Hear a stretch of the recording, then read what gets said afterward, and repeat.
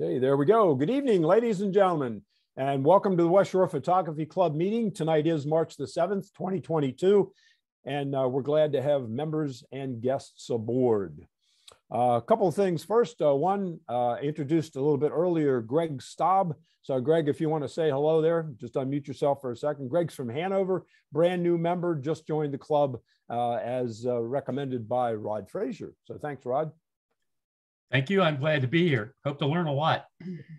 All right. I suspect you will. We've got a lot of great folks who shoot a lot of great images and know a lot of good stuff. And speaking of that, we had the opening reception for our print exhibit with the West Shore Historical Society at the Mechanicsburg Art Center Friday night. And if you were there, ba-boom, you know what a great time it was. It was something special. 49 prints from 20 of our members, and we had a crowd. I'm telling you, there were lots of people coming and going. It went from 6 o'clock to 7:30. And I don't know how many people, we didn't count them, but there were light refreshments and some municipality officials there. Janice emceed, Janice Links, she's the executive director of the West Shore Historical Society. And then she introduced me and Joe. And we talked about, and Bill and Tina from the Art Center. So it was a wonderful affair. So if you weren't able to make it Friday night, please, whether you have a print in or not, go to the Mechanicsburg Art Center one of these days and at least see the prints. They are beautiful. And I want to commend the folks, not only for their prints, but for the fine job they did with the presentation. Okay, the frames. And Bill's running the Art Center. He deals with this stuff all the time. And he's a retired art teacher and a photography teacher from Mechanicsburg High School when I was there as assistant principal. He commented the quality of the work. And he said, not only were the images great, okay, but the frames and the mounting, the matting and the mounting, was all well done. When we had our exhibit two years ago at Hershey Gardens, really, there were a couple frames that fell apart when we were trying to hang them.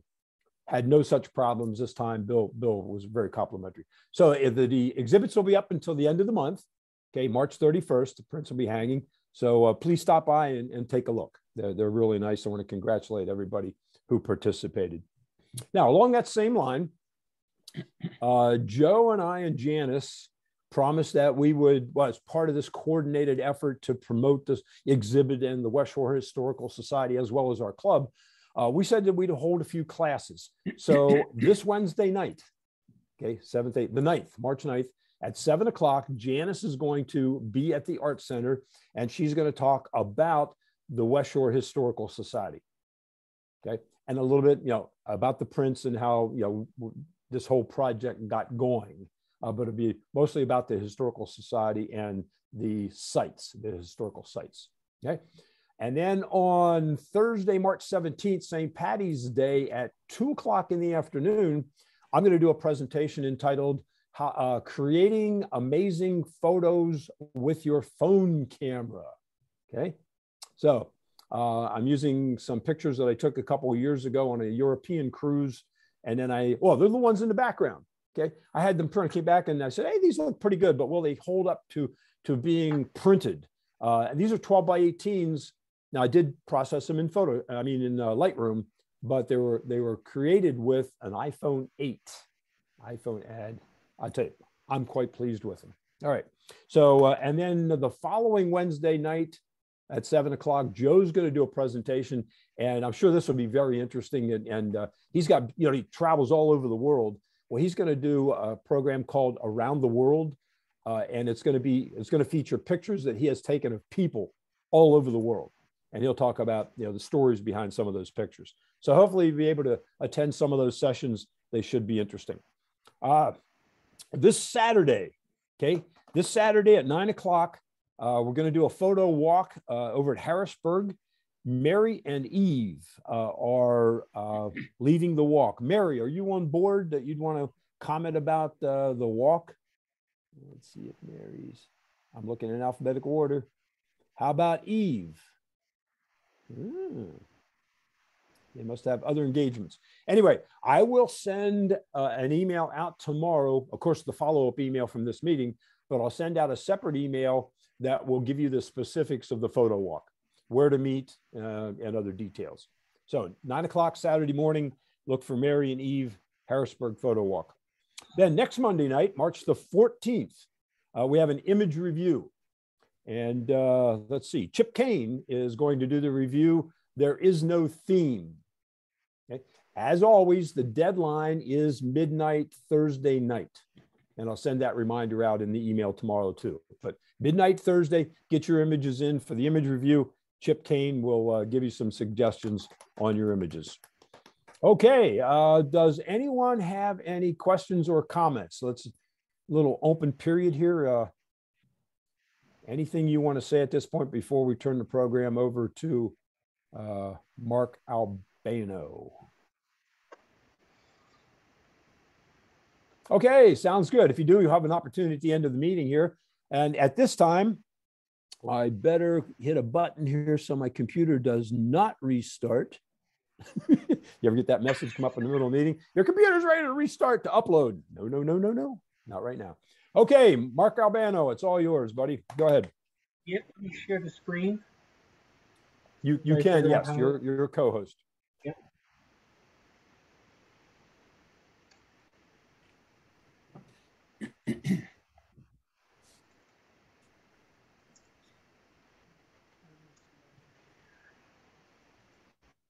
Okay. Yep. Everybody see my screen? Yes, we can. Okay. First person is Curtis. Curtis, do you want to show them together or one at a time? One at a time's fine. You can start with the before. Okay. All right, we'll do. Oops, I hit the wrong button. You would put me first. Alphabetical. I put them in the order in which I received them. I'll learn to delay my sending. Well, see, Kurt, then you get it over with. No, pressure's don't. Off. Then you're done. You can relax. That's right. Everybody has to live up to your standard, not the other way around. All right. Well, what we have here is a unexpected shot of a black-crowned night heron at Kiwanis Lake. And I had just gotten out of my truck. I was walking across the short little grass strip down to the lake, and this guy was sitting there, and I took the shot, but as you can see, it's underexposed quite a bit. So I guess you can show the after now. Okay. Why is it not doing that? I took this with a Canon 5D Mark IV, and I had an old EF600 F4L, that generation 1, which weighs about 13 pounds. Wow. So you throw the camera with that, the tripod, it's quite a heavy rig. And the settings for this was 1/6/40 of a second at 5.6 and an ISO of 400. So first thing that I do is I try and bring up the exposure and I try and find a white point. And of course, everything except some clarity and that kind of stuff, because then I send it over, because I reprocess this. I send it over to Topaz then, and I'll do a denoise because I know there's going to be a lot of noise dragging up the shadows in this one. So that's what I did. And then work from it there and then come back to Lightroom, because that's the program I primarily use is Lightroom.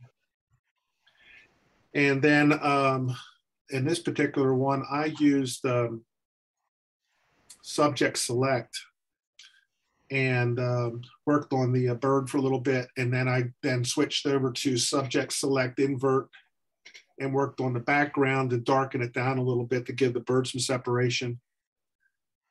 And then did some more white balance and that kind of stuff. What else might I have done here? I did a lot. I do add a vignette to all my photos at the end. And sometimes I do hit calibration and I'll bring up some of the blue level just to give everything a little more pop. I guess that's it. What kind of questions people might have of what I did? Anybody You have any used- questions? Just go ahead. Yeah, if I may, I have a question. Sure. That last thing you said about calibration, bringing up the blue, can you explain that? Yeah, you can, there's in one of the tabs there, calibration, you'll have Mhm. your different channels. So red, green, blue will be there. I think it is. I'm not sure. I don't have it in front of me, but I don't typically use the two of the channels. I use the last one, which is a blue channel. And I usually will hit that 10, 20, 30. It has the ability to go up to 100. Okay. And that will make a lot of the colors pop, get a little more pop to it rather than hitting like a saturation or something like that. Well, since you're working in the blue channel, doesn't it just increase the blues? No, you try it sometime. The Wow. yellows, the oranges, everything will kind of increases. Huh. Yeah. Interesting. Thank you. Yep. When you did subject select, did it pick the branches as well? Yeah, it does. So I'll go and hit subtract, select a brush, and I'll go over that. I have learned that you when you do that, you actually have to overlap a little bit on your subject, or you'll start getting a halo. Okay. When you start to say increase the exposure on the bird or the primary subject, you'll get like a fringing of a halo. So I do overlap it just a little bit onto the subject. Okay, thank you. Yeah. Any other questions? Yeah. Kurt, I have one for you. And was there anything in this picture, the way you process it, that you found challenging? Well, Or that you, just that it was that far underexposed. okay. I didn't even think I was going to be able to rescue this shot, and that's why I picked it. This was taken last May, I think it was. Yeah, May 23rd, I guess I took this shot. Okay, great. It's a nice shot. Yeah, quite a dramatic Jerry, change. are you here?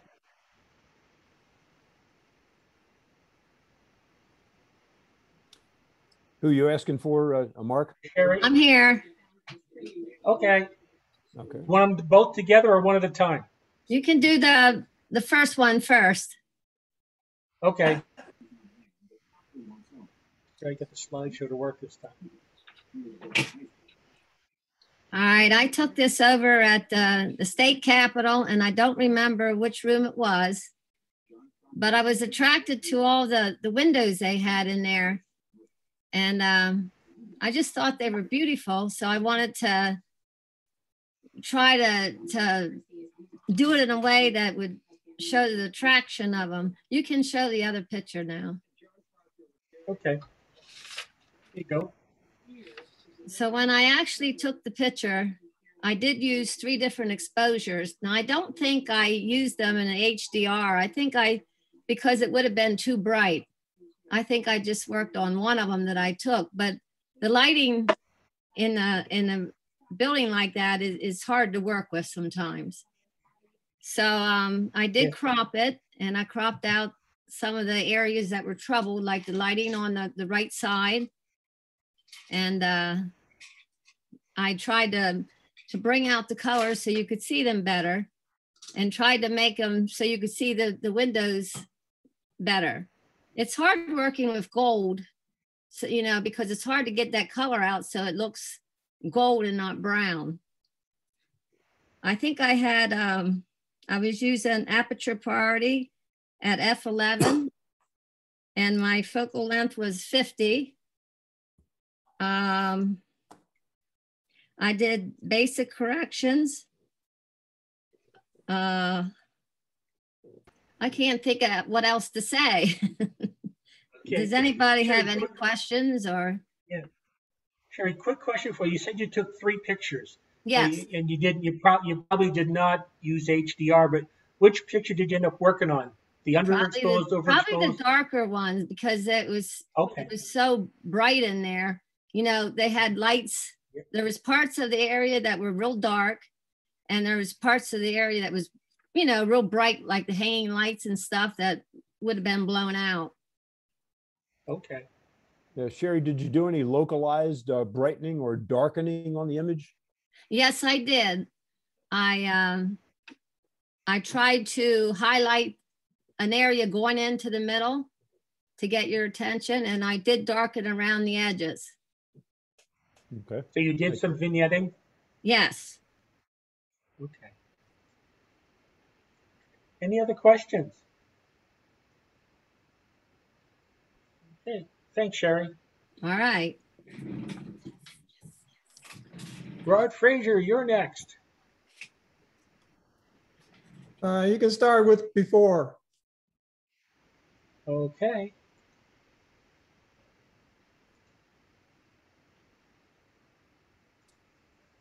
Here you go.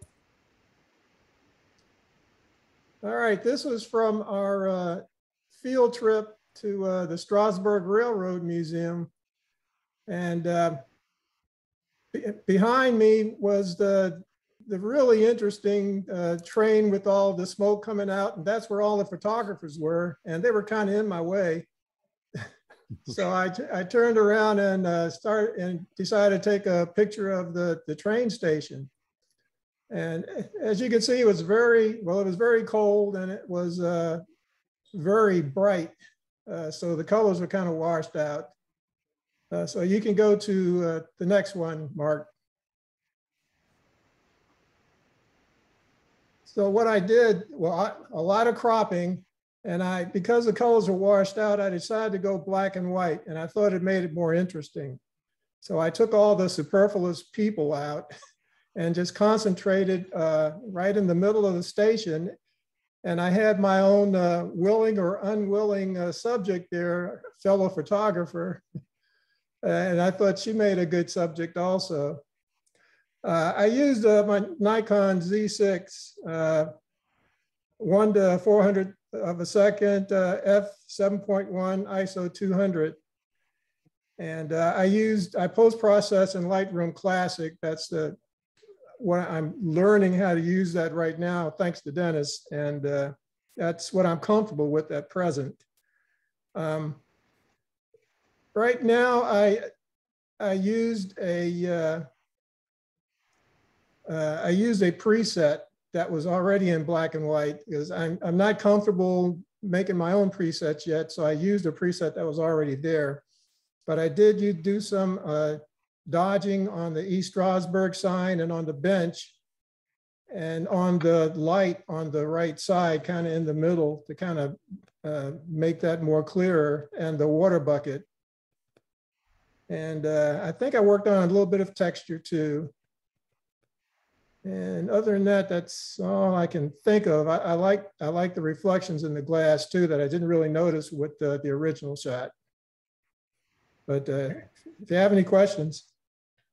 Yeah, I got a quick one for you. What drew you to take this picture in the first place, other than the other photographers were in your way? It just appealed to me for some reason. I mean, I like the subject in the middle. I mean, I call the picture a cold wait because it was cold and it looks like she was waiting for a train. And it just felt neat to me, so I took it.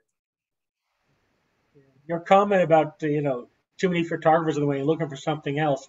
When I lived in Arizona, I used to get Arizona Highways magazine, which is lots of photographs in it. One of the professional photographers in it that used to do a lot of tours, he said one of the things you should always do when you're taking photographs is to turn around and look behind you. Yeah. Good, you're probably missing something that everybody else is missing too. So. That's very good advice when you're shooting sunrises and sunsets, because you might be doing a colorful sunset or sunrise, and then behind you is where that golden light is striking some interesting subjects. Yep, absolutely. Anybody else have any questions? Yeah, let's get a little member participation here. Come on, folks. We're through this in 20 minutes. I have a question. Yeah. So you had said you dodged the sign and the bench. Can you explain that? Yeah, it was kind of I had a lot of light on the bench, and and also on the sign, there was a little too much light. So I darkened those areas to kind of bring them out, to remove the light. Okay. And let's see. Is that dodging or burning? Oh, burning, I'm sorry. Yeah. That's okay. Yeah, it's kind of like waxing and waning. Sometimes I'd say the opposite. Right. Yeah. Mark, can I say a little something about dodging and burning? I guess so. Okay, thanks. I appreciate it. Back in the day, the reason that it's called dodging and burning, back in the day when Mark was young, they in the dark room, what you would do is put your negative in what was sort of like a projector shining down onto your paper. So what would happen is if there was an area that you wanted to be lighter, you would, what we used to do is take a piece of like a wire would do, we'd use a clothes hanger maybe or something, and tape a quarter on the end so it looked like a lollipop. And then what you would do is as the light shone down on your paper, you would jiggle that quarter back and forth at the part where you wanted to block the light so that that would end up to be lighter on your final print. And that was called dodging because you actually were dodging the light away from that part. Now the opposite was if you wanted something darker on your image, some people would cut out a little circle out of a piece of cardboard and let only that hole shine the light down on the part you wanted darker. But what a lot of people did was you would make a little hole with your finger. And if you look at the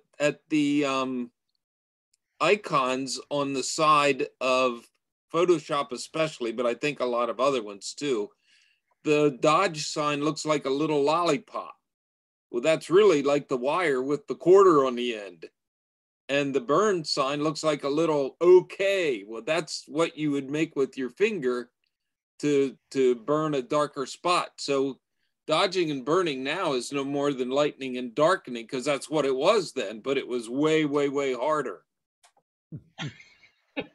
Interesting. Thank you, Mike. Any other questions? Can you go into the detail in Lightroom about how you did that? What tool you used and so forth? Yeah, I have to think about what I did now. Okay, you want a little help? Yeah, well, I mean, I had the mask. I had to use a mask. Okay. And then then you play with the exposure and texture and clarity to either darken or lighten. Okay. But you had to do it with the mask. In the masking tool, and I think I used a brush. Okay, that's what I was getting to, the adjustment brush. Okay. Okay, so in addition to adding a little exposure, you added some clarity. Clarity and a little texture. I might have added a little white to this Strasbourg sign. Okay. Yeah, anytime I forget, I was just trying to bring out the wording. Exactly, and that the clarity is really good for that. It helps the mid-tone contrast to bring out the lettering. All right.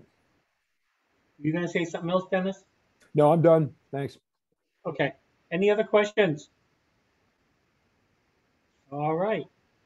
Thanks, Rod. Thank you. Next is Elizabeth Brown. You want them together or before and after? I guess together's fine. Okay.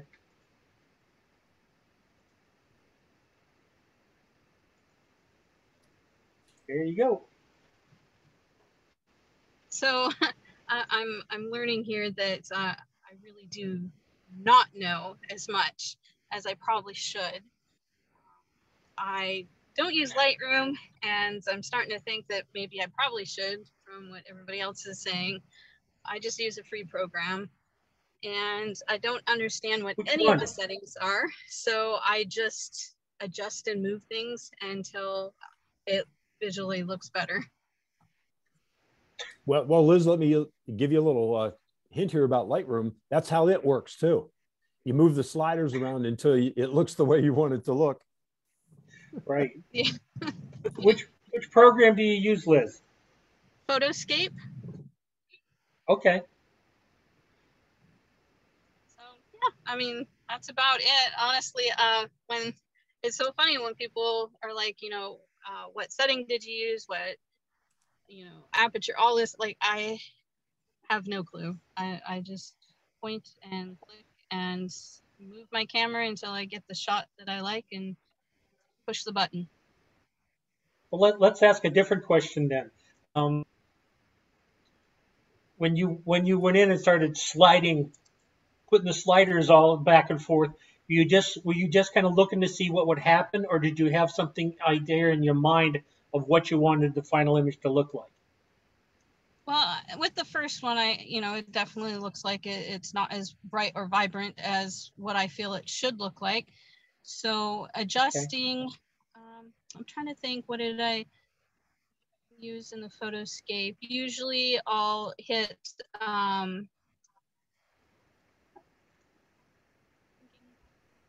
clarity, and actually because of you guys, I've learned in the editor portion there's reduced noise, and that helps now.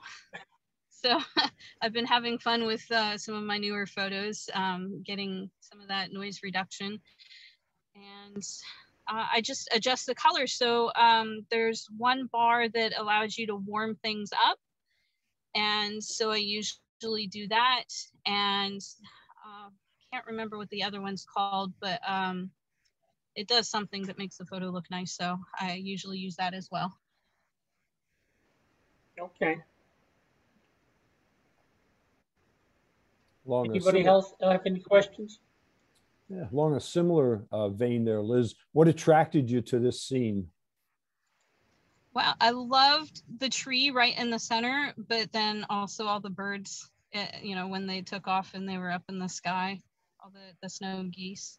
Mm-hmm. Liz, I have a question for you, Liz.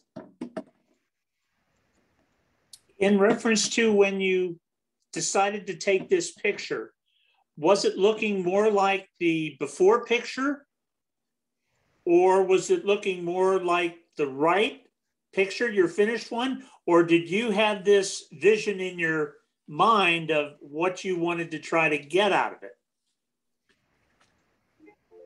So one thing so again, with the camera, I don't know the settings, so it could have just been user error. I don't think the camera captured what my eye was seeing, which is why I made the adjustments to where you could see more of the yellows of the sunrise, the yellows, the oranges, and then the blue sky above. Okay, thank you. I mean, I have a Hi, question. Liz. This is Dave Marchetto. I think the choice to darken the sky was a good one, and it really brings out the birds in a way that the before image just doesn't seem to. It gives it, I think, a very nice depth, the darkening of the sky in your after image. Thank you. I have a question. Like, I'm a person that's kind of anal about the horizon being straight across. But if she were to alter this to make that straight across, the tree would be crooked. Like, is there a way to keep the tree the way it is and fix the horizon?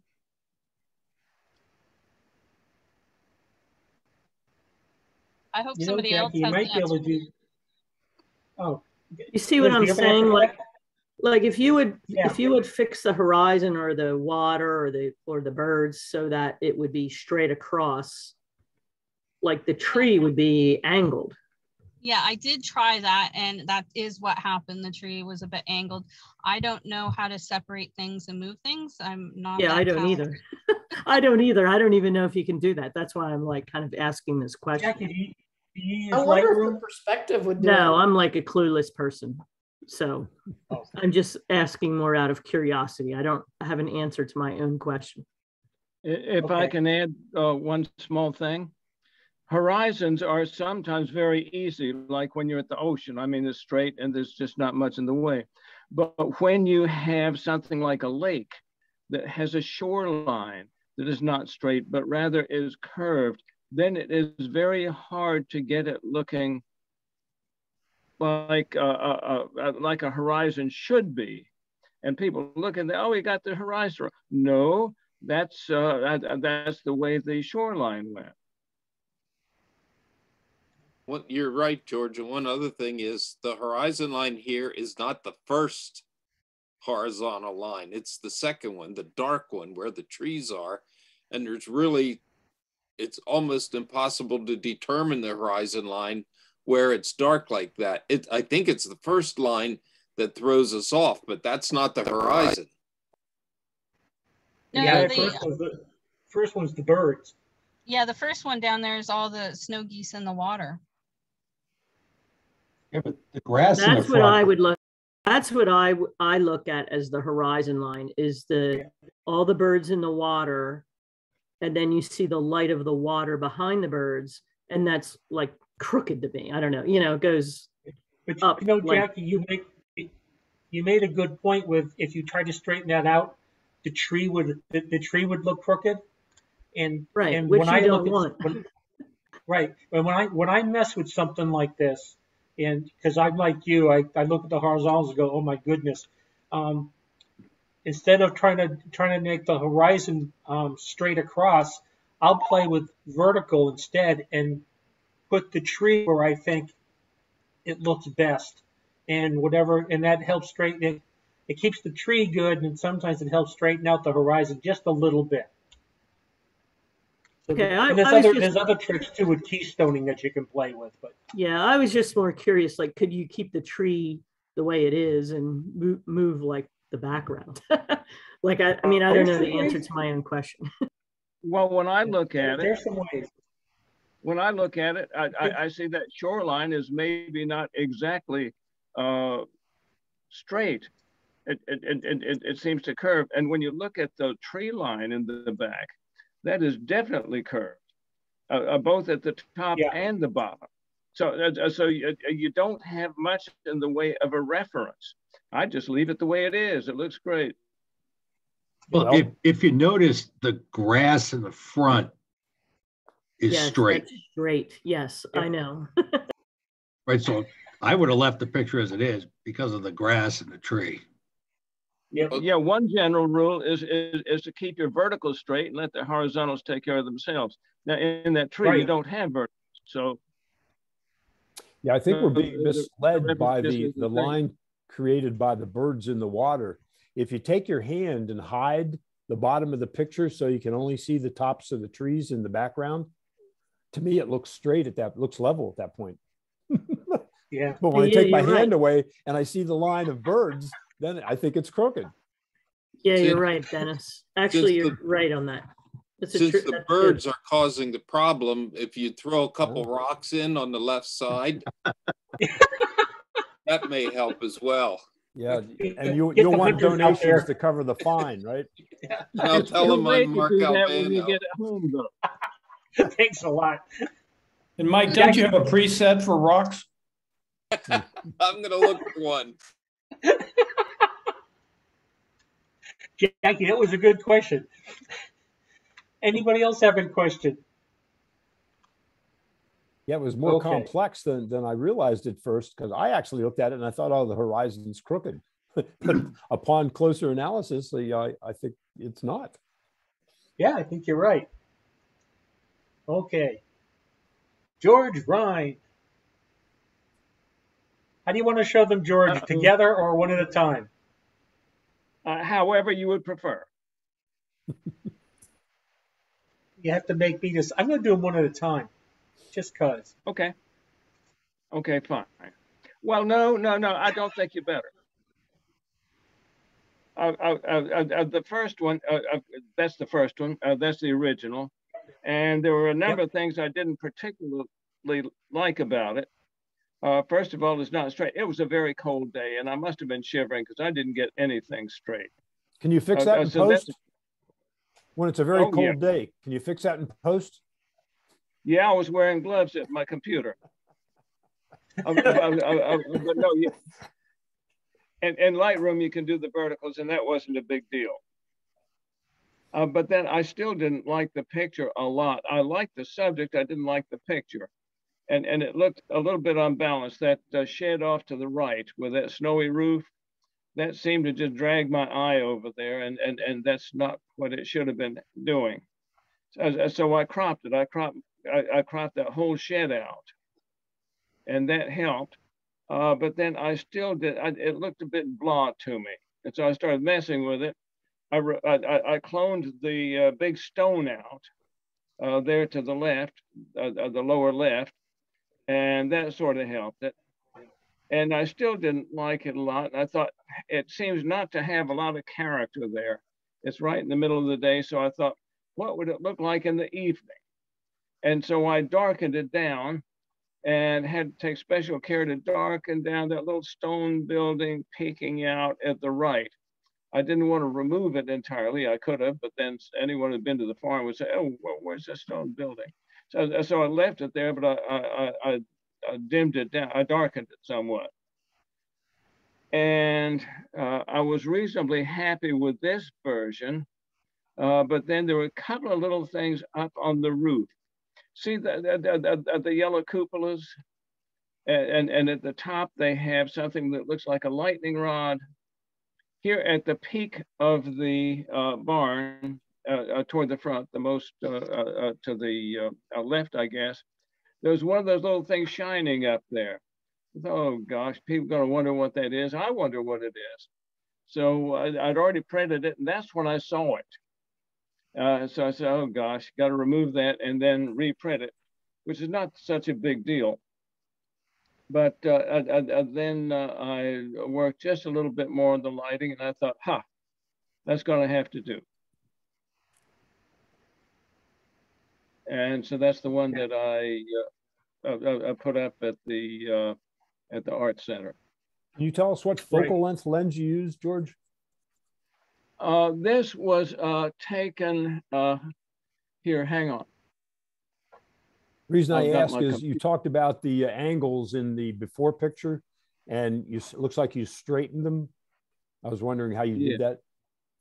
Yeah, well, I straightened and Lightroom down at the, well, it depends on where you put it. I don't have it at the bottom. I have at the bottom stuff I don't use much. But in the develop, you have full, you have horizontal, you have vertical, where you can alter the thing. It's easy. You just hit one click and it does. The camera you asked about was my Lumix DMC FZ1000. It's a dandy camera. I've had it for 6-7 years. It's a bridge camera. And I took it ISO 125, f4.0, 1/640th of a second. Okay. And do you think it was a wide angle lens? Well, it'll go wide angle, but I don't know. I might have, but I really don't. No, it's out at 9.21 millimeters. Well, it was pretty wide, I guess. Here in the information, it'll sometimes give you the focal length in 35 millimeters was 27 millimeters. Yes, it was wide. Okay. Any other questions? I have a question. Oh, go ahead. Why aren't there more questions? Oh, George, how did you accomplish the darkening? Largely with just the exposure. I just took the exposure down.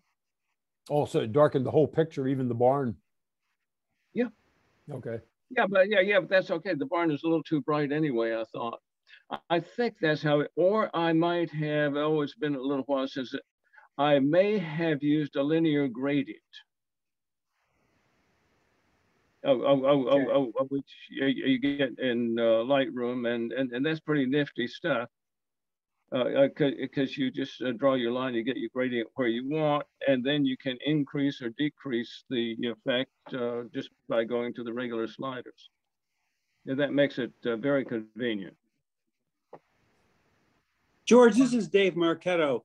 I really like the effect of the evening.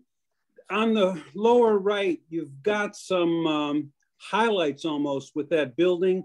Did you consider darkening that to sort of match the gradient of the upper right carrying down, or did that building mean something to you and you wanted it there as light as it relatively is? I did darken it. It was a lot lighter than that. And like I said before, I would have just taken it out, except someone who knew that barn would say, "Where's my house back there? I know there's a house back there. Can't see it. What happened to it?" Except if the sun were coming in from the upper left, where you can see it on the silo, it would also be hitting that little stone house in the back in the same way. So it would have been lit up by the sun, I believe. George, did you treat the sky individually or as all in one? Because the sky looks super rich compared to the first one. Yeah. I really can't remember. I may have used a linear gradient, or I may have done both. I may have darkened it up a little and said, well, that looks okay in the front, but not the sky. I may have used a linear gradient there, but I can't remember. Or I could have said, there's so many choices. I could have just gone to the blues and lowered the luminance on them.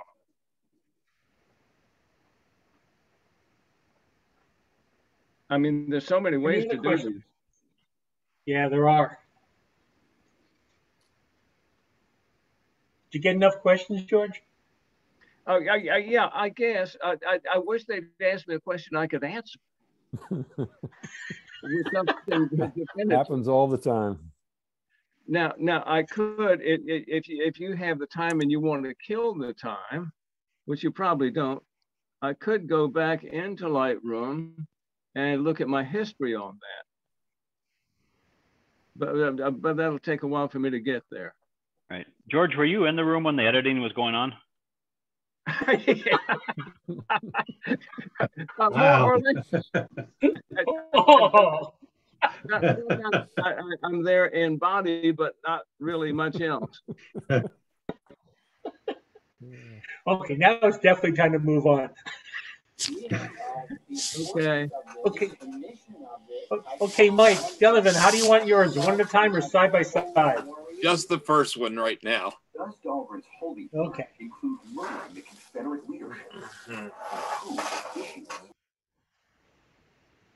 All yours.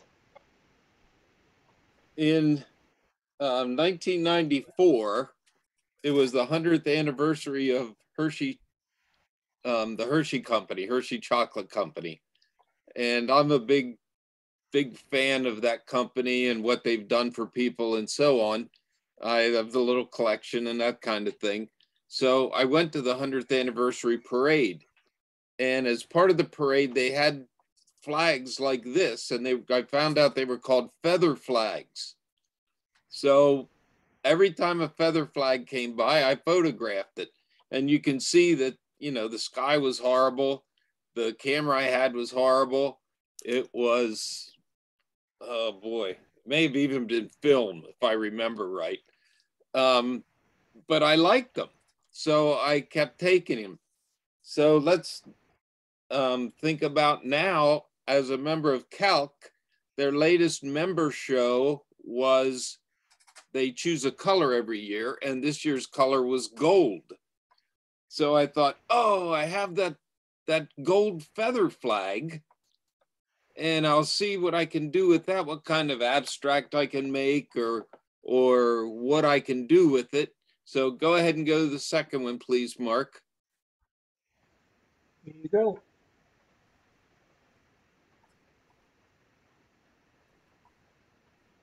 And when I do a show like the membership show, you're allowed 2 pieces. So I put in a normal one, and then I put in an abstract one. and obviously this is the abstract one. And this came from the feather flag shot that you just saw. So obviously it's a really strong crop. And as will probably surprise no one, there's textures galore on it. And what I wanted, really what I wanted, was that little white window in there. I thought that that was a big addition. And my idea was, we have to have a title. So I titled this "The Truth About Gold," because it's not always, having a lot of gold or a lot of riches doesn't always bring about pleasant results. So that's kind of what I wanted to show here, that gold can be dirty if you think about the gold mines in South Africa, and gold can be ugly and it can produce ugly things. So that's what I went for here. So you can imagine lots of textures. You can see there's a kind of a border on each side. And my first print was really green, which you run into that when you keep working and working and working and working on something, and you sort of lose track of it. So I went back and added a lot of yellow and reduced the green and that kind of thing.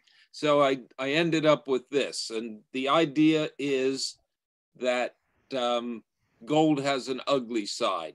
So that's what I went to from the feather flags of the 100th anniversary of Mr. Hershey's factory.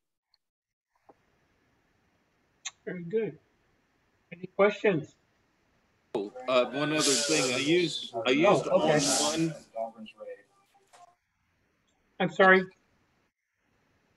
The software I used was On1 Photo Raw, which has gobs of textures, which really helped me out on this one because I wanted it gritty and dirty and rough looking.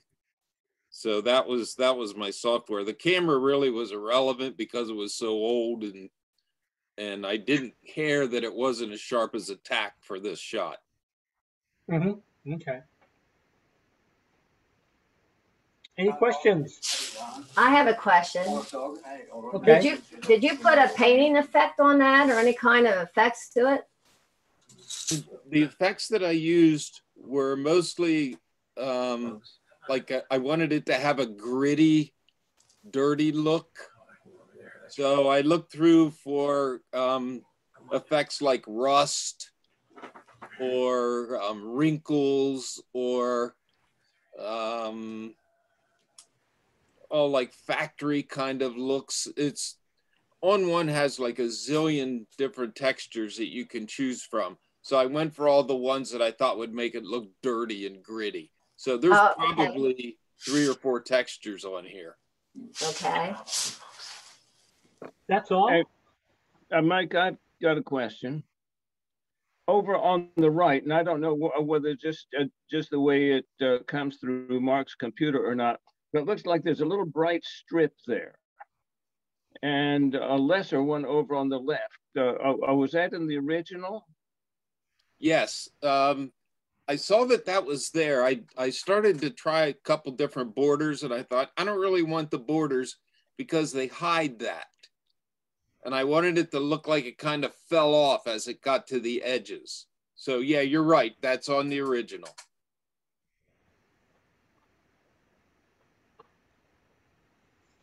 Any other questions? Thanks a lot, Mike. Thank you. Okay, Mr. Scar. Wow, I'm honored to be called Mr. Scar. I should not have taken that shot at Mike early on because I know it's going to come back to bite me here.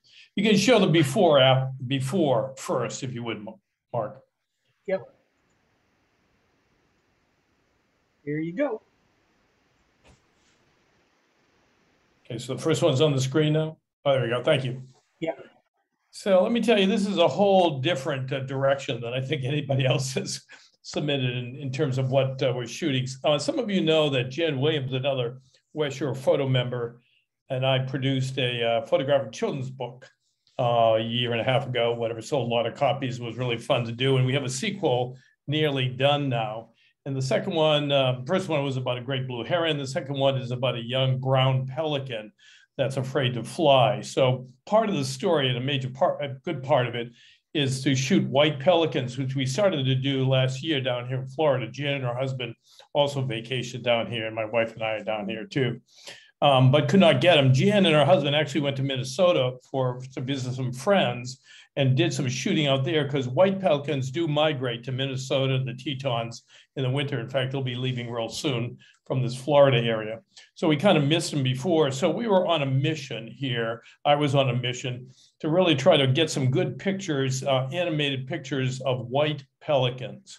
And we shot, both of us were shooting down in Cortez, Florida. And the trick with this is that I was trying to get, and I have a lot of pictures like this, trying to get white pelicans that were animated, because this is a children's story.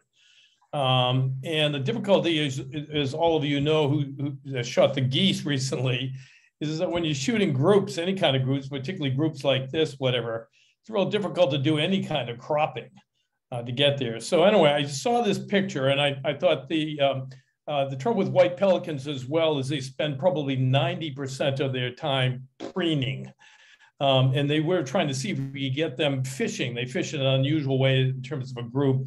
We never could get that. Jan got some in Minnesota, but they were too far offshore, to be clear, for the book purposes. So anyways, I saw this picture, and I thought these birds looked like, at least they were inquisitive, et cetera. And I particularly liked the one in the middle with its beak up. I had never seen a pelican in that kind of position. So I studied this for a while and tried to think of how I could get all these pelicans in, clear out the laughing gulls at the bottom, et cetera. But it was just all going to be too horizontal.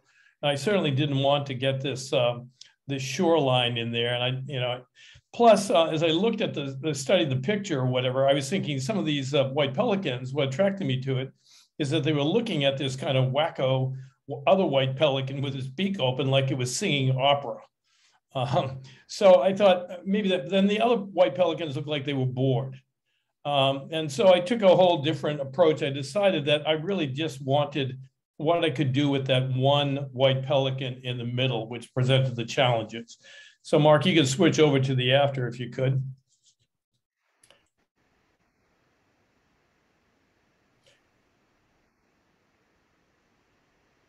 Okay, thank you. Yeah. So you can see that this is almost like a whole new picture. By the way, I shot that first one. I think I was shooting, I know I had a 120 to 400 lens on it. I shot that one at 640th of a second. I had it at 8.0 on the f-stop, whatever. I shot at an ISO of 200, which was good for me to get it down that. Of course, shot it all in RAW, whatever. So what I did was I went into this picture, if you can remember the one before, and then decided that maybe I could extricate or extract this one that I really wanted, because it was really the only one that was animated. The other ones were looking kind of inquisitively again, but some of them looked like they were bored. So I decided to isolate this one. So I use Lightroom Classic exclusively. I dabbled over the years in Photoshop, but never kind of perfected some of the things like removing objects from a particular scene, whatever. So I brought this over, whatever, and at one point ran it through Topaz denoise, even though I shot at 200 because we have to get a real good res on this for printing purposes, whatever. And as you can see, and if you remember from the previous picture, I did crop it mercilessly. And that presented a number of problems for me because in Lightroom, and I can see kind of probably Dennis is smiling now thinking is that this would be easy in Lightroom, in Photoshop. But I decided that I had to do it in Lightroom. So I removed one of the white pelicans that kind of overlapped this one pelican. And that was a change, and I'm not sure I'm fully satisfied with it. I think by the tail, you can see there's a little bit of fuzziness in there, but I think I probably got a little bit of a laziness in there. When I'm working on this kind of bird, particularly, you try to, it's a little balancing act to try to lower down some of the highlights on it without getting kind of the feathers too flat. So I had to bring up the shadow light. I lightened it up on the shadows a bit, brought the highlights down a little bit, changed exposure a little bit on it. I don't think I added any kind of coloration. I don't think I did anything in terms of the saturation on it very much. Nothing on the white balance. But as you can see, as I removed all the distractions, again, the purpose of this picture is different, I think, than others, is because this is a picture on which will be on a page with text. And essentially, this is a white pelican that is cheering for the brown pelican after it does make a successful dive. I also, when I see these kinds of photographs, as I tend to think about, and you see my kind of silly notes on Facebook, I tend to see these pictures with words underneath them or some kind of title that I think is faintly kind of comical, et cetera. So that's and ended up what I did, and I'm pleased with it. And we will use this in the book, and I think when a designer gets a hold of it, he probably can do to it what I should have done if I was a little more aggressive in what I did. So that's it. So Rich, when they say a picture is worth 1,000 words, for you, it's a whole book. Yeah, and again, this is at my age too, whatever. It's another confirmation that you do never grow up, you never become mature, or whatever. Because when I saw this picture, I named this the Cortez, Florida opera singer. So, Rich, I got a quick question for you on pelicans themselves. So the pelicans that are in the Tetons, they migrate to Florida? Only the white ones, yes. They come down through Colorado. Whatever. They're much different than they're one of the largest birds in North America. The white pelicans. They fish much different than the brown pelicans we're all familiar with as coming up, banking to the left and diving down straight into the water at 40 miles an hour and grabbing a fish out of a school. The white pelicans gather around in a circle and they rustle up their feathers and bring the fish up. And the brown pelicans do not migrate. Okay. I was curious because I've been out to Idaho and seen them on Henry's Fork. Oh, yes. You would see them out there. Yes, right. And particularly, again, this is March. They start to migrate that way. They will.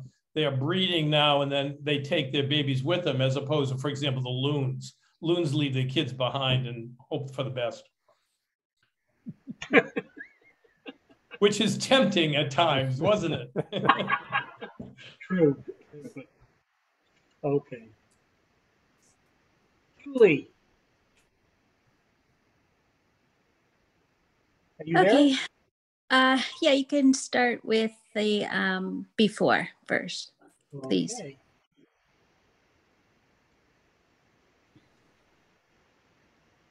Speaking of pelicans? Speaking of pelicans, I'm going to stick with the theme. Okay, so I took this ISO 800, 516 millimeter, f 6.3, 1/5000th of a second.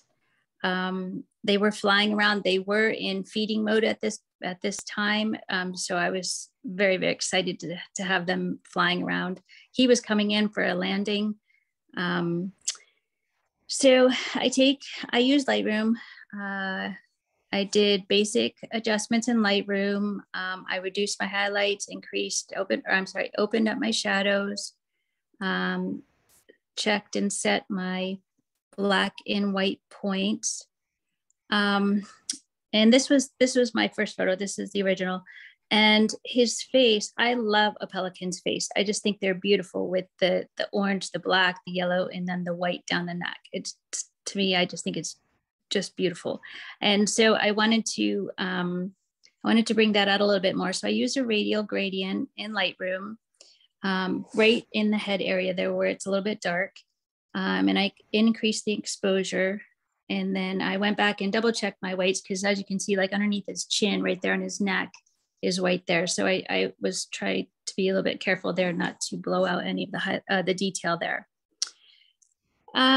So then what I did in this particular image is I like to check out the tone curve in Lightroom. So to see what it does in terms of helping with contrast.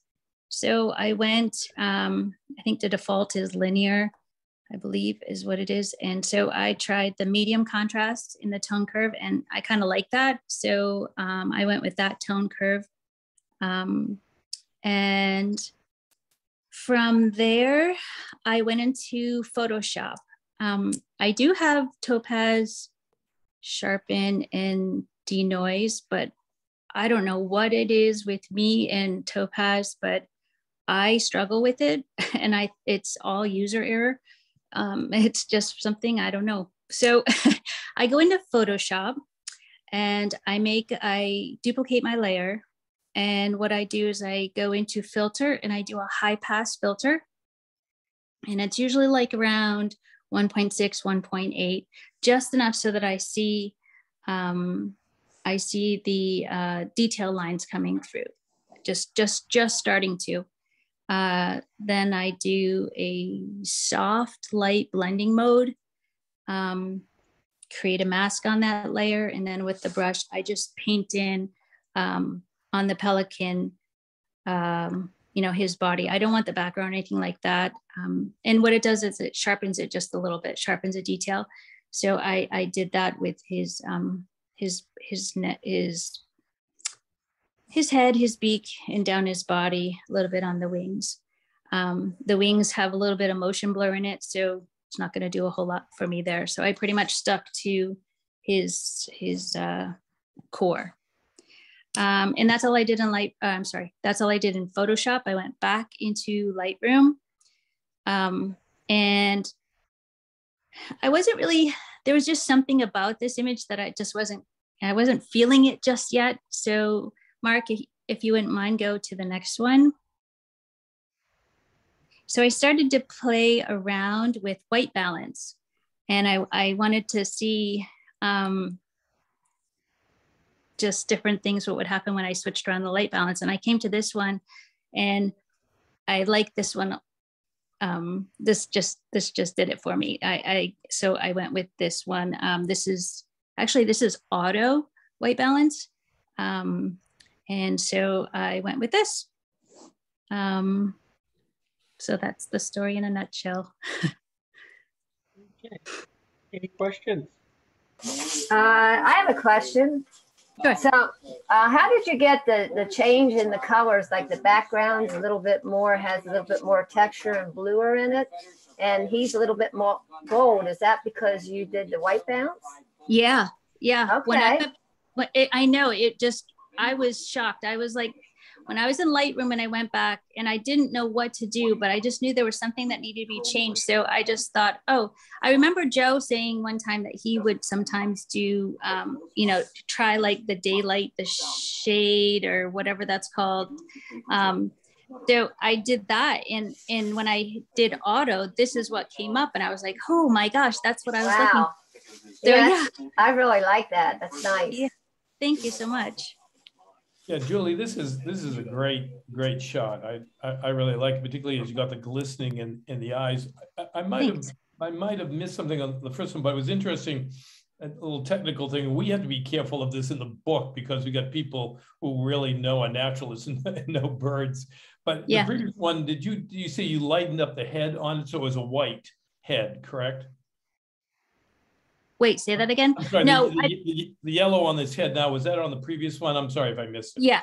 Yeah, it was just more in shadow. So I did a radial gradient just over his head and then increase the exposure so that you could see his head.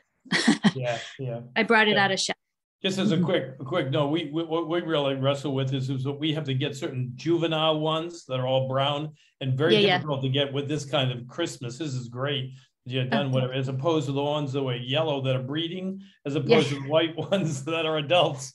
Yeah. It's awful. Yeah. They don't show up for us, but this is a great shot. Congratulations. Oh, thank you. Julie, where was this taken? In South Carolina, Hilton Head, South Carolina. There's it's called in Shelter Cove area. There's this one little inlet area that they all like to congregate. And so when I'm down here, I go there in like late morning and then late afternoon, just to see what they're up to. And like Rich said, most of the time they're preening and they just sit there and make themselves handsome or pretty. And it's like, oh, please do something. So I have, you know, a lot of shots of them just sitting there. So when I see them flying around, I get very excited. And Julie, one more time, could you just tell us your settings on that shot as well? I'm sorry. So this was ISO 800, 516 millimeter, f6.3, and 1/5000th of a second. I shake a lot, so and this is handheld. Yeah. So I'm learning about myself in terms of you know, capturing it crisp, and not blurred. So I have to, my shutter speed has to be like 1/5000 and one. Yeah, I'm finding the same thing true, but you nailed it. So good for you. Oh, thanks. Thank you. Thanks. What focus modes did you use, Julie? Focus modes? Yeah, were you continuous? Oh, yeah. Yes. Continuous, AI servo. So it's like and a lot of the are crap. So okay, you had a continuous mode, you just cracked off a bunch of shots. Yep. Because they're moving, and when they're flying, and so you just and then they're coming at me and then going away. I mean, I have a lot of butt shots, and they're I don't want the butt shots. I want the ones coming at me. So yeah. I just you're aiming, you're focusing on the eye, whatever. But good luck with that with pelicans. Oh, I know, right? They're just ish, and a lot of them, it's like they're just, you know, not keepers. Julie, does your camera have eye detection? I have the autofocus. I have the 5D Mark IV, and I mean, I'm still learning about it, but I don't see like a button that says eye detection type thing. They have like those custom things and all that kind of stuff. Right. Which, well, that was an amazing addition in the new camera I have now, the mirrorless R6, and of course the R5 same way, has eye detection. So I was shooting on Saturday night at a pageant, and I put that on, and it was just amazing the way it picked up at a distance, and you know, people were moving their arms and dancing and going stuff, and the autofocus was locked onto the eye. And I can imagine if you're doing birds with eye detection, it would be wonderful. Yeah, that must be awesome. Yeah, it follows the bird right along. We have a mirrorless convert. Yes, indeed. I have to save my pennies. So, Julie, I was shooting brown pelicans at South Beach. It was not very successful. So I'm going to try your formula next time we're down there. Oh, yeah. I think I was using too short of a lens. I'm going to bring my long lens out next time. And yeah.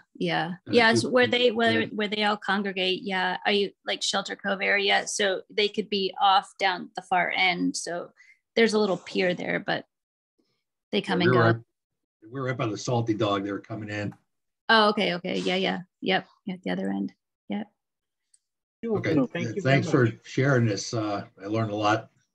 Oh, you're very welcome. Thank you. Mary Eileen, together or one at a time? You can do them together. Okay.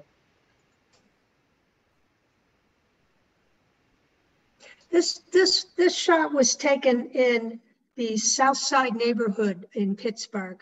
My family congregated there at the holidays between Christmas and New Year's, and we ended up in an Airbnb because there's so many of us now that live out of town. We ended up in an Airbnb on the South Side, which was at a converted convent. And I was not raised in the South Side of Pittsburgh. I was raised in another neighborhood, but I have, ever since I was little, I was very familiar with the South Side neighborhood.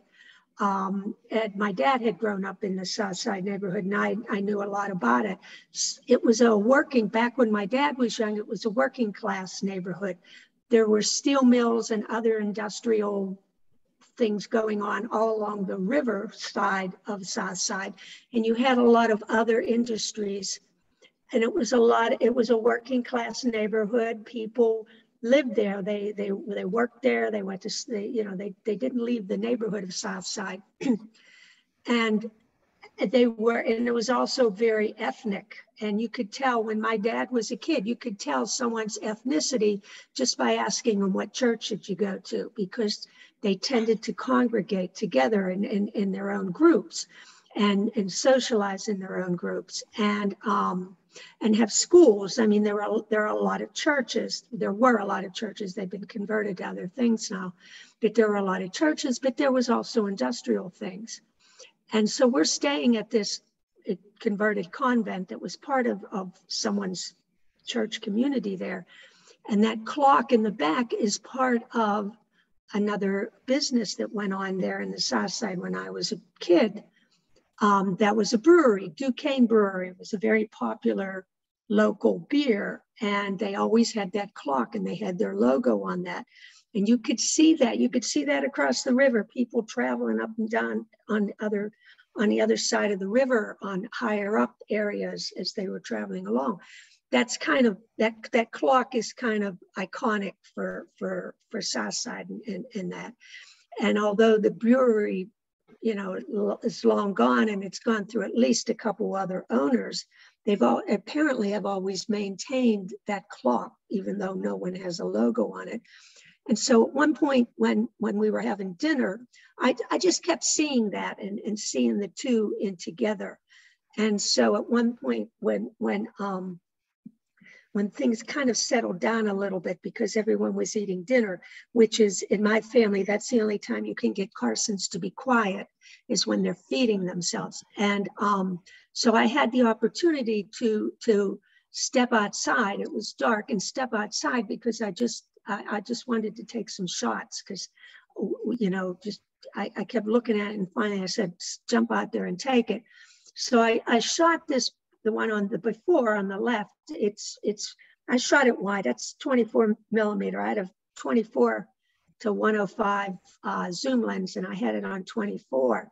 And I just grabbed my camera and ran out there and started taking some shots. It was ISO was 400. Like I said, I just had grabbed the camera. It was a 5.6 f-stop.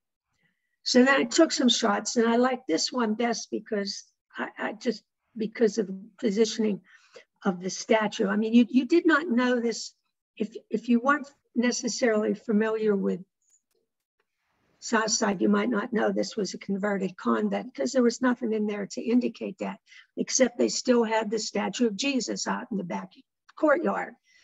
And so to me, what I liked about this shot and why I took it was these are two symbols of what used to be important in the South Side back when it was a working class neighborhood. That was a brewery was a big, as well as the steel mills, a big employer. It's what a lot of people worked and a lot of people congregated and socialized within their own church groups. And so there was all these churches and all this industry going on, and there's hardly any of that left now. So that's why I took the picture. I wanted it to, the two symbols of a bygone industrial sense of the neighborhood and the bygone church going neighborhood where you had many different churches on the South Side, well, in other neighborhoods too. So anyway, I took it kind of wide and everything because I wasn't sure what I was going to do with it. There was no pre-visualization going on. I was just trying to get a few shots off. And so when I started to work on it, I saw it as kind of busy. Well, first of all, it's crooked, so it needed straightened. I shoot in RAW and I work in Photoshop. So when you take a RAW photo into Photoshop, it opens up in Camera Raw. So you get some of the Lightroom adjustments in Camera Raw. So I worked with dehaze, clarity, the texture, and the whites and the dark shadows, things like that. And then they go into Photoshop itself. And I started to crop it down because there just seemed to be too much. After I straightened it, I started to crop it down. And it still seemed kind of busy. And then I said to myself, you know, to you, the two big things are the two symbols, the clock and the statue. So that's when I really cropped it down to that, just that section. I had to do a lot of dodging, burning, because I needed to bring the statue out more. Did some color obviously did some color correction, particularly because I was trying to get a good light on the statue itself. So I did a lot of dodging and burning, some cloning, color correction, and also took it into topaz because the ISO was 400. Like I said, I grabbed the camera and I didn't change much. I was just trying to get the shot. And I've put it through denoise, and and in the end, I went into filters and put a little bit of an oil painting filter on it to kind of just smooth it out a little more. And that's it. That's I call it Backyard Jesus and the Old Brewery Clock. Any questions?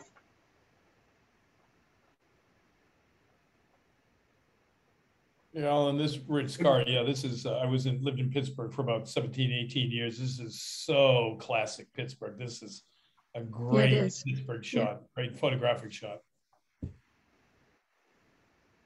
I also kind of like that. If you see the building where the clock is to the right, where there's lights on, there's a little, it looks like a little sunburst there. Yeah. I discovered that after I started processing it. I did not see it there at all. That came out in processing. But yeah, to me, this was so symbolic of what the South Side used to be, what was important, I guess, in the South Side back in the day. Can I ask a question? Yeah. What made the starburst come out? What did you do? I did nothing. That just happens to be how whatever the light was in that room, how it came out, how it was, I guess, the angle, the way that light was positioned in the room. I did nothing. That is just, what do they call it? Happy accident, whatever. That just showed up. There it was. But it's not in the first one, is it? No, it came through in processing. Yeah. May I ask Mary Eileen, yes. What aperture did you use? Aperture 5.6. Really? Yeah. Okay. 5.6. Yeah. Normally you would get a starburst effect like that with a small aperture, but it usually takes around like f11, f16 to get that effect. Yeah. No.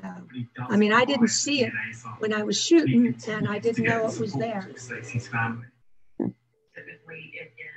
All right, great. Thank you very much. You're welcome. Claire. I guess we'll start off with the original. Okay. This is a pelican kind of night, huh? I guess. That's a good thing. Birds. Well, our condo down here in Florida is on a canal, and we don't get pelicans to visit very often. So this one was right out on our post, and of course, there are houses across the canal from us. So it was very difficult to get rid of the background. I tried dodging and burning. I tried cloning. I tried pretty much everything, and just didn't like the effects. As far as the pelican, I think I did put it through denoise first, and then I work in Lightroom. I think I brought the warm tones up a little bit with the white balance. I probably did a little bit of clarity and texture to bring out his feathers. But nothing with the background suited me. So if you bring up the second picture, and this was 500 millimeter Z6 500 PF with 5.6, and I think it was 1/400th for the So I didn't like the background, so I just brought it all down and just kind of liked the way it ended up. Cool. You said you just brought it down. I just bring the took. exposure down. Well, okay. I sorry. I did the mask with Lightroom, and Lightroom just really does a nice job with the masking. And then I just inverted the mask and just brought the exposure all the way down for the background. Okay, great. Thank you. Any questions?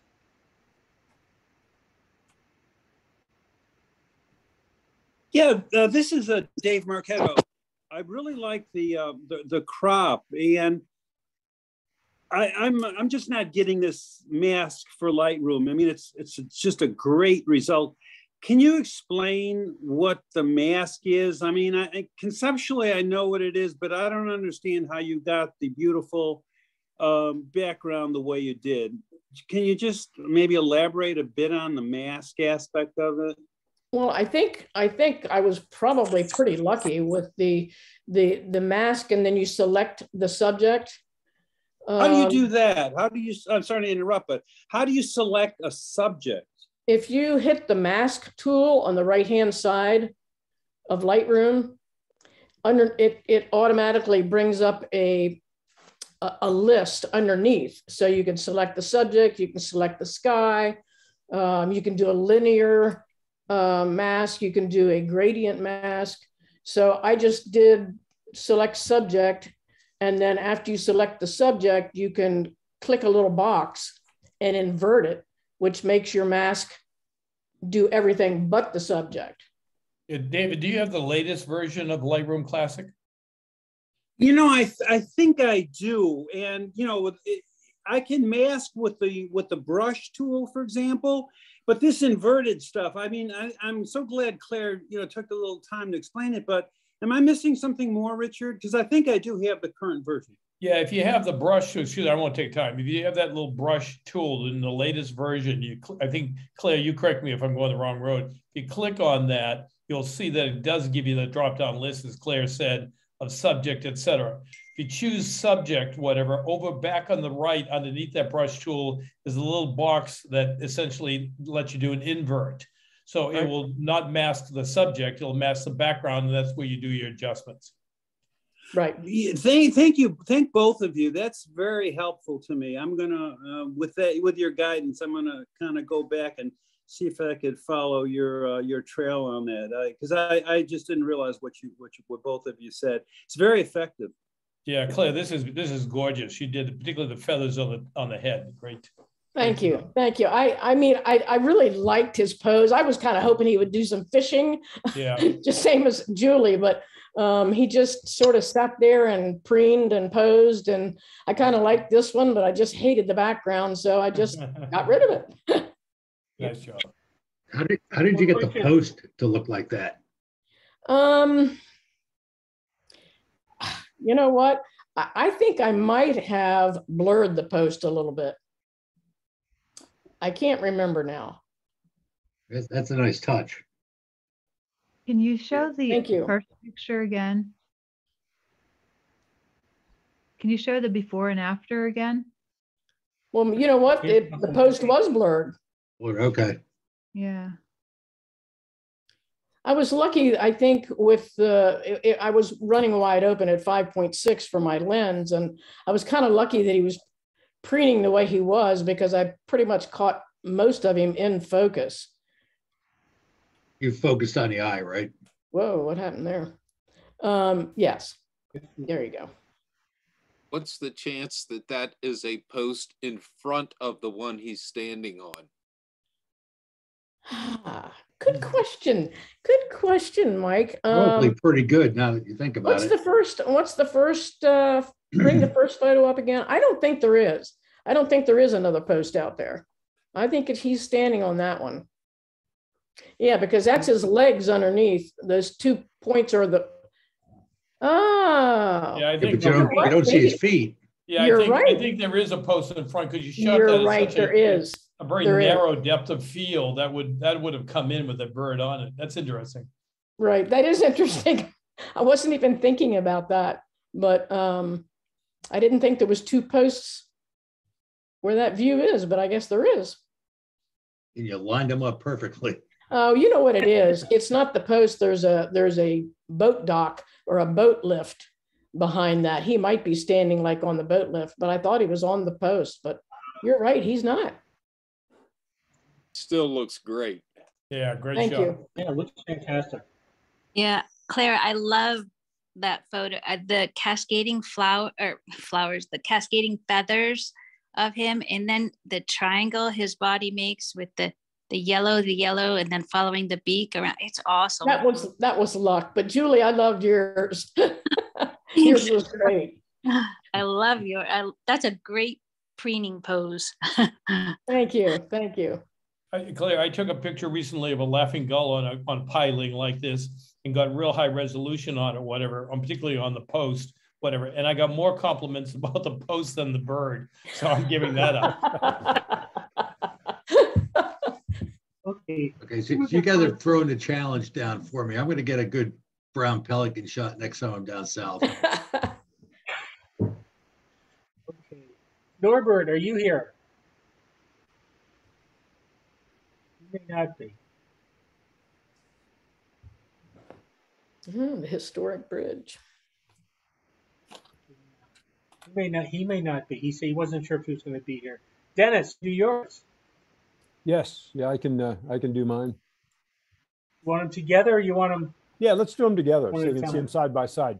Let me first of all say that regarding David's question about the masking panel in Lightroom, as many of you know who use Lightroom Classic, that the Adobe engineers completely revamped the tools, the way they work, the adjustment tools like the brush, the radial filter, and the linear filter, and put them under a masking panel. And that was only done a couple of months ago.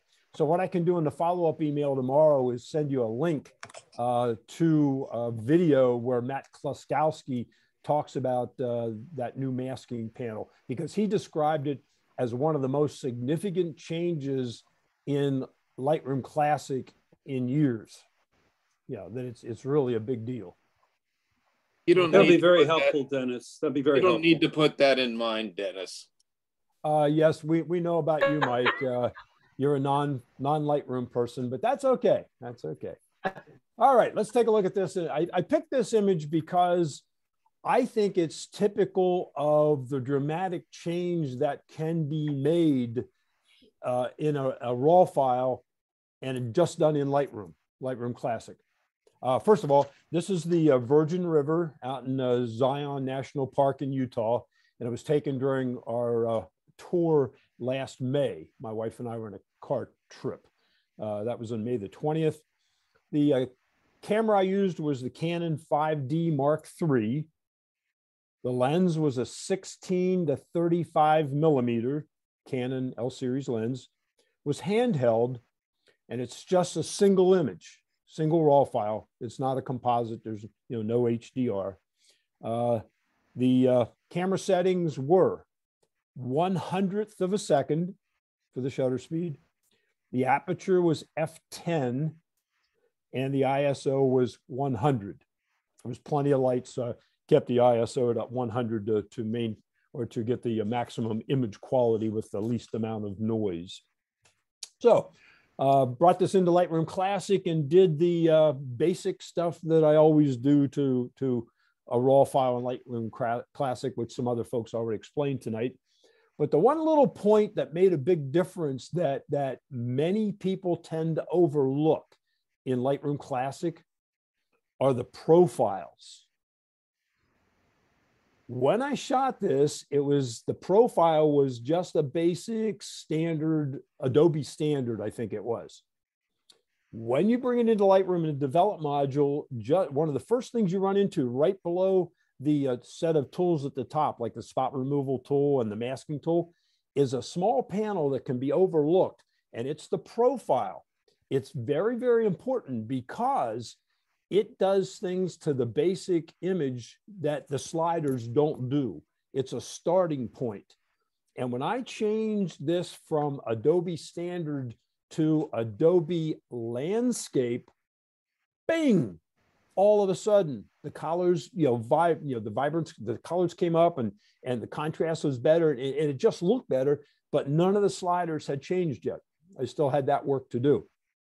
Okay, so I would advise you to be, if you're shooting RAW, especially, be very careful about the profile that's selected. That's one of the first things you should look at. Okay, and they haven't, like, if you're doing portraits, you certainly don't want a landscape set on portrait or vice versa. Okay, and if you're shooting JPEG in the camera, then you should be looking at the picture styles in your camera that set the basic sharpness and saturation and contrast levels that are accomplished by the camera if you're shooting JPEG. If you're shooting RAW, then it's all done in post, but don't overlook the profiles. Okay, they can be very important. So I used a couple of recommendations that I went over during my presentation about shooting in harsh light, and one that was mentioned earlier tonight. I changed the white balance. Okay, because as it was shot by the camera picked a white balance that it guessed. Okay, it wasn't warm enough.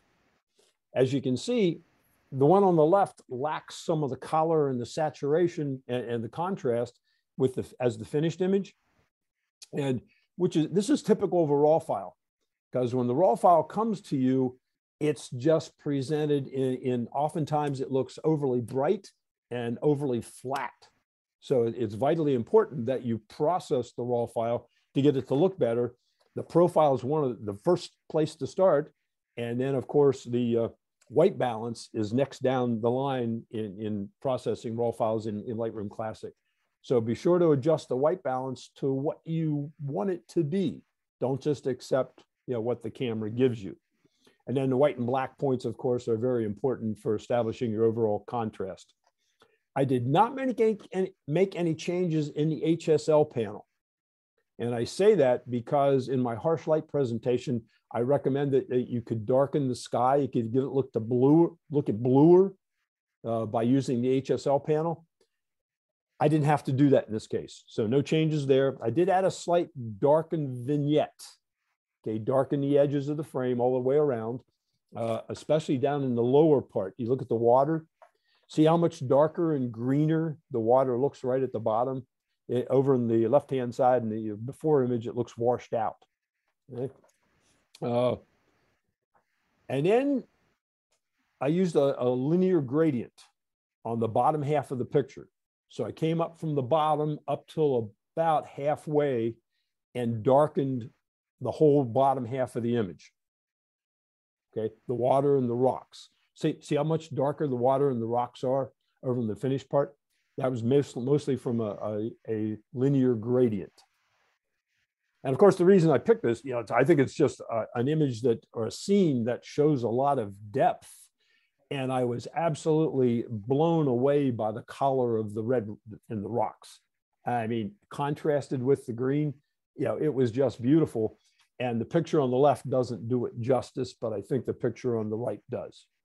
The one final step I took was I wanted to bring out those rapids because in the foreground with this wide angle lens, okay, those rapids, I positioned myself in a place where I could use that as the foreground element to grab your attention and bring you into the frame, and then use the rocks and the water as the leading lines that take you back into the canyon to that vanishing point.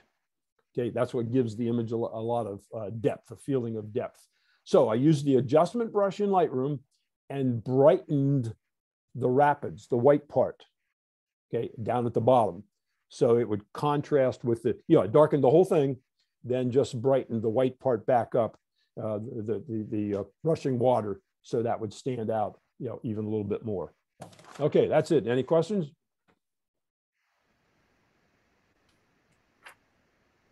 Nothing in Photoshop. Everything was done in Lightroom.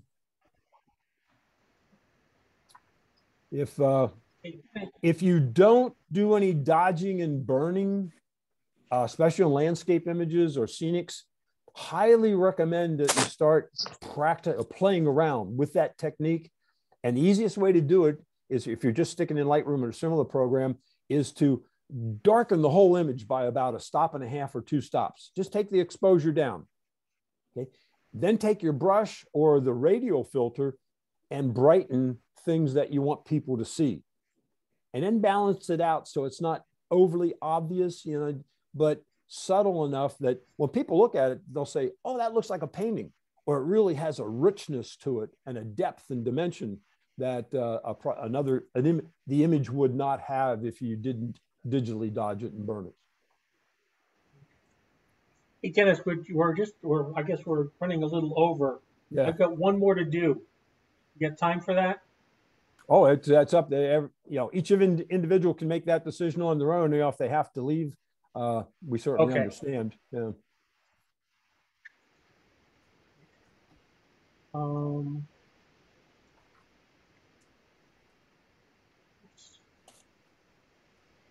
Okay, this one I showed a variation of it a couple weeks ago in a critique or review. The before picture, I was walking around Pine Grove Furnace, which I like to do, and saw these backlit leaves. Took a picture of them.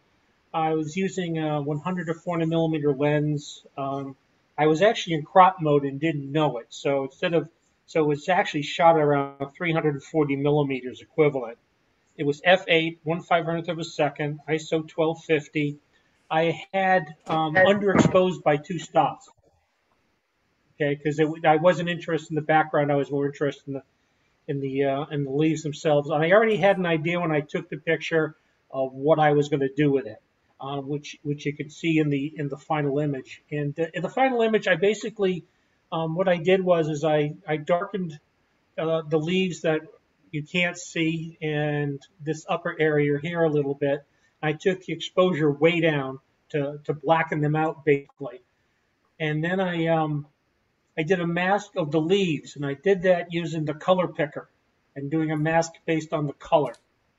So I did some adjustment on the leaves, and then I went to finish the background. And what I did is I created another layer, same mask as the leaves, and then I inverted the mask, like Claire did. I inverted the mask, and then I took down just the shadows, not the entire exposure, to darken the background. The reason I did that was that if I just took the exposure down completely, I would really darken up these stems, the branches.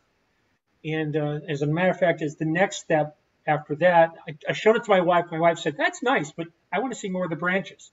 So I went back in, another layer, and I used luminosity mask to just basically highlight branches, to just get the branches in the mask. And then you would think to get more brightness and highlights, I would just I'd either increase exposure or I might increase highlights. I actually didn't do either one. I increased the black. So I was only dealing with the darkest points in that mask, which brightened this back up all to where it was in the original picture. Then the final thing was I warmed up the leaves just a little bit with saturation. That was quick. Any questions? Oh, and I put a border around it in Affinity Photo. Okay, that's everybody. Mark? Yeah. I have one question for you. How do you get the border around there? I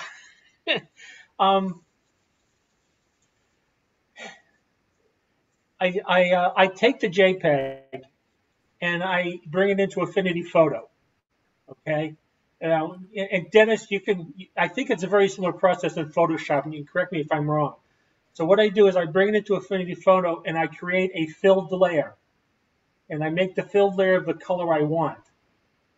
And then I take the filled layer and make it the bottom layer. I put it below the picture. And then I resize the picture. So what I end up with is with the border is the original frame picture size, and then I resize the picture a little smaller, and that exposes the layer underneath and gives me the border.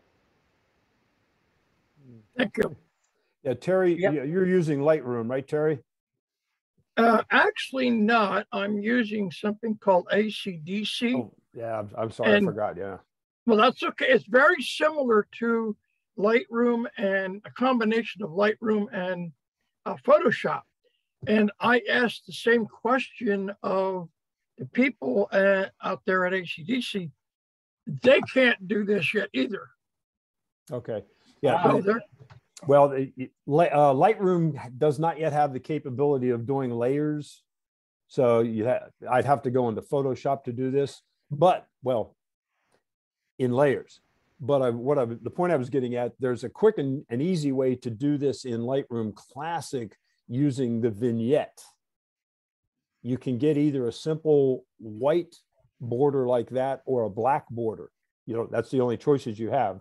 But you have to use the sliders to an extreme fashion, and you get something that looks just like that, and it just takes a second. Thank you. And if you have on-one photo raw, the ability to do this is built right into it.